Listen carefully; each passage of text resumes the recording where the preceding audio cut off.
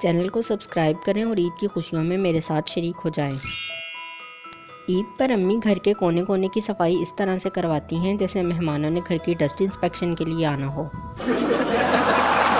تمام مرد حضرات سے گزارش ہے کہ عید پر صحیح رنگ والے کرتے پہنیں۔ اللہ تعالیٰ نے آپ کو انسان بنایا ہے، کوسے قضا نہیں۔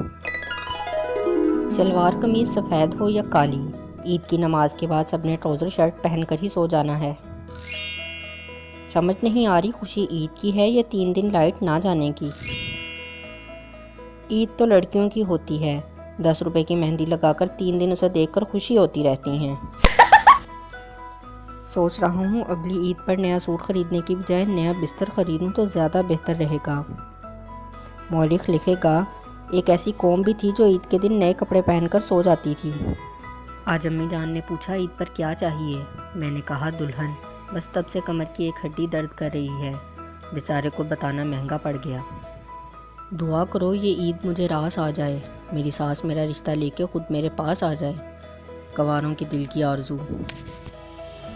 عید کے موقع پر بیوی کی شاپنگ سے بچنے کا ایک آسان طریقہ، اعتکاف میں بیٹھ جائیں، ثواب کا ثواب اور بچت کی بچت۔ لیکن یہ آفر تو 20 رمضان سے 30 رمضان تک ہی ہے۔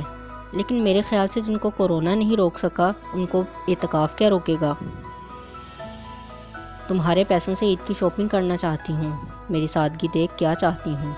مزید ایسی ویڈیوز دیکھنے کے لیے چینل کو سبسکرائب کرنا نہ بھولیں۔